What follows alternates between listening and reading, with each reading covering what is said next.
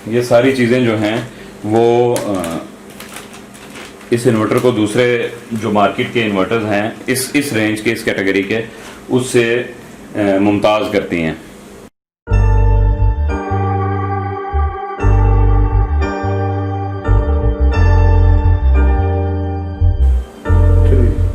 अस्सलाम वालेकुम दोस्तों, आज हम जिस इन्वर्टर की अनबॉक्सिंग करने जा रहे हैं ये है infinity 5 kilowatt on end of grid with storage capacity.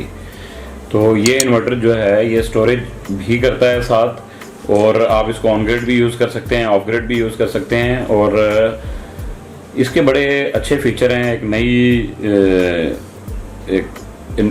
Innovation आई है, उन्होंने चेंज किया है इसमें, और वो ये है कि इसके अंदर उन्होंने 2 आउटपुट्स दिए हैं जो इसकी स्पेशलिटी है, एक हाई लोड के लिए, एक लो लोड के लिए। और अगर आप उसकी सेटिंग कर देते हैं तो 2 नंबर पोर्ट जो है वो हाई लोड को एड्रेस करती है और एक सर्टेन पॉइंट पे बैटरी के जाकर वो उस लोड को बंद कर देती है। तो जो लोग एसी वगैरह साथ कनेक्ट करते हैं तो वो फिर उनके लिए बड़ा कन्वीनियंट है कि वो हाई लोड और लो लोड की सेटिंग को अच्छे तरीके से एड्रेस करें, तो उनको बहुत ज़्यादा इसके फ़वाइद मिलेंगे। उसके अलावा इस इन्वर्टर में क्या क्या है और इसके फ़ीचर क्या हैं और इसकी लुक कैसी है, तो आएँ दोस्तों देखते हैं, हम इसकी अनबॉक्सिंग शुरू करते हैं।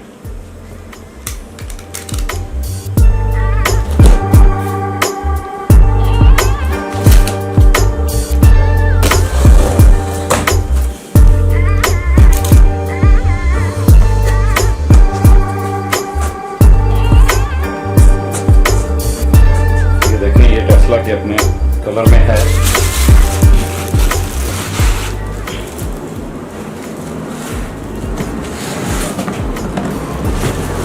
ये इन्वर्टर है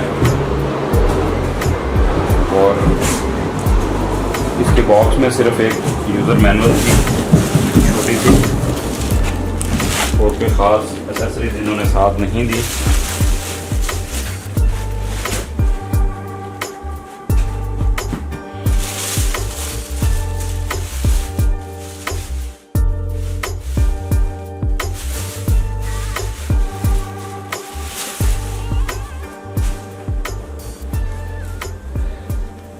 ये इन्वर्टर है और ये देखें, ये इसकी एलसीडी है जो कि टच है, थोड़ी सी छोटी है।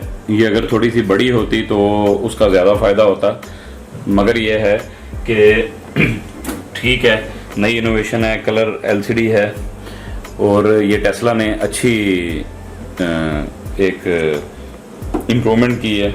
उसके अलावा इसका डिज़ाइन बहुत अच्छा है, खूबसूरत है, और इसकी बिल्ड क्वालिटी भी अच्छी है।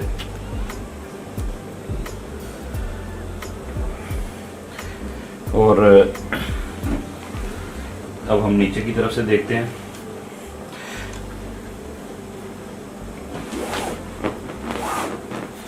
ये देखें, ये इसमें ये इनपुट पे इन्होंने ब्रेकर दे दिया है।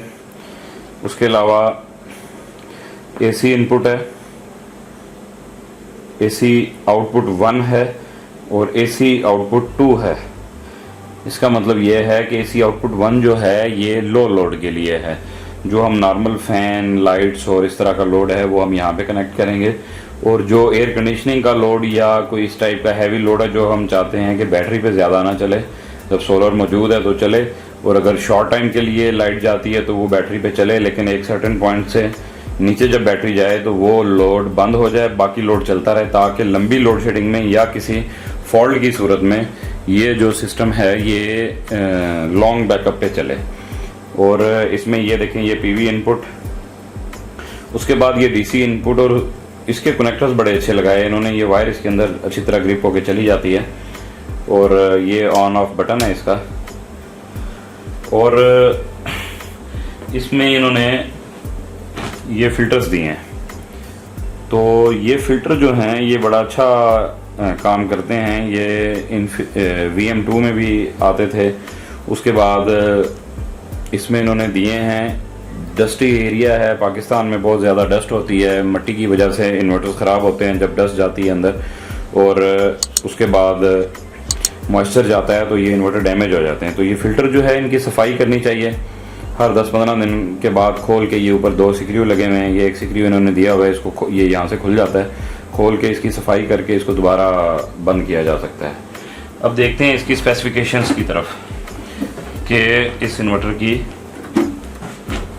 क्या क्या स्पेक्स हैं। तो जैसा कि आपको नज़र आ रहा है कि इसमें पीवी जो है वो मैक्सिमम 5000 वाट है और वोल्ट मैक्सिमम 450 हैं और पीवी इनपुट वोल्टेज जो हैं वो 120 से 450 वोल्ट हैं। ठीक है, उसके बाद इसका 20 एम्पेयर का एमपीपीटी है। मतलब ये जो लेटेस्ट पैनल आए हैं जो 10 एम्पेयर भी देते हैं तो ये उनके साथ कंपैटिबल है। तो 2 स्ट्रिंग्स हम लगा सकते हैं। 430 वाट लॉन्गी आ गया है या कोई इस टाइप के जो भी ब्रांड्स हैं, कैनेडियन है, ठीक है, एस्ट्रोनर्जी है, इसमें जो भी बड़े ब्रांड हैं वो सारे इसके साथ लग सकते हैं। और नॉर्मल ऑपरेटिंग वोल्टेज 230 है और उसके बाद ये है कि वही जो रूटीन के सिस्टम हैं वही इंफॉर्मेशन सारी दी हुई है। DC 137 एम्पेयर्स है। बस इसमें स्पेशलिटी ये है कि वाईफाई इनबिल्ट है और इसके जो LCD है वो टच है और इसकी ऐप है, ऐप के साथ ये कनेक्ट हो जाता है। लेकिन वो इसमें एक ड्रॉबैक है कि ये ऐप के साथ इसकी सेटिंग नहीं हो सकती, जो कि दूसरे कुछ इन्वर्टर्स मार्केट के हैं उनमें ऐप के ज़रिए सेटिंग हो जाती है, जो कि बहुत इजी और कन्वीनियंट है। तो इसमें सिर्फ ऐप जो है वो सिर्फ डाटा दिखाती है, सेटिंग नहीं करवाती और सेटिंग के लिए आपको फिर LCD के ज़रिए ही जाना पड़ता है। लेकिन वाईफाई का फीचर अच्छा है और ये सारी चीज़ें जो हैं वो इस इन्वर्टर को दूसरे जो मार्केट के इन्वर्टर्स हैं इस रेंज के, इस कैटेगरी के, उससे मुमताज़ करती हैं। ये इसकी यूज़र मैनुअल है और इसमें इन्होंने इसको लगाने का तरीका और इसकी सेटिंग, इसकी ऐप की सेटिंग और ये जो डिस्प्ले पे आता है इसकी ऐप के जो चीज़ें डिस्प्ले होती हैं वो दिखाई हुई हैं।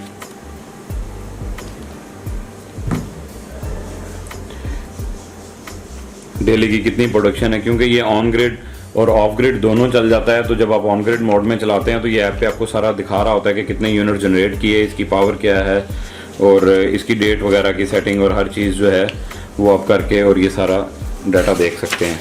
तो ये इसकी मैनुअल है और जो है ये 5500 वाट पीवी को सपोर्ट करता है, जो कि इसकी डाटा शीट बताती है। बाकी जब हम इसको इंस्टॉल करेंगे तो फिर हमें सही आइडिया होगा कि इसकी परफॉर्मेंस कैसी है। बज़ाहिर दूसरे इन्वर्टर से कुछ बेहतर लग रहा है तो और ये क्लेम भी करते हैं कि हम पाकिस्तान में बना रहे हैं। तो उसके अलावा इसकी जो टोपोलॉजी है वो ट्रांसफार्मर लेस है और ये आउटपुट जो है वो प्योर साइन वेव देता है और इसकी जो एफिशिएंसी ये क्लेम करते हैं वो 96% कर रहे हैं। DC टू AC जो कन्वर्जन की एफिशिएंसी है वो ये 95% क्लेम करते हैं और इसमें पैरेलल का ऑप्शन है और 9 यूनिट्स तक ये पैरेलल हो जाते हैं। तो उसके अलावा कोई ऐसा बाकी तो तमाम फीचर्स जो हैं वो V2 या VM2 जैसे। दोस्तों हमारे चैनल को लाइक और सब्सक्राइब करना ना भूलिएगा। और इस वीडियो से पहले हमने गुडवी 2nd जनरेशन जो लेटेस्ट आया है, बड़ा खूबसूरत इन्वर्टर है वाइट कलर में और विद फैन टोपोलॉजी, वो फोर्स कूलिंग भी है और नेचुरल कूलिंग उन्होंने डबल उसमें दिया है। वो इन्वर्टर, उसकी वीडियो जो है उसका लिंक हमने डिस्क्रिप्शन में दिया हुआ है। वो प्योर ऑन ग्रिड इन्वर्टर है। तो अगर आप 10 किलोवाट पे जाना चाहते हैं और ऑन ग्रिड इन्वर्टर यूज़ करना चाहते हैं तो आप ज़रूर वो वीडियो देखें। और हमारी आइंदा आने वाली वीडियोस भी मुख्तलिफ इन्वर्टर्स के हवाले से हैं जो जल्द आपको देखने को मिलेंगी, तो उनके लिंक्स भी आपको मिलते रहेंगे। आप हमारा चैनल लाइक और सब्सक्राइब करें ताकि आपको हमारी तमाम आने वाली वीडियोस जो हैं वो मिलती रहें और हमारी इसी तरह के बेलाग तबसरे और अनबॉक्सिंग्स आपको देखने को मिलती रहें। Thank you.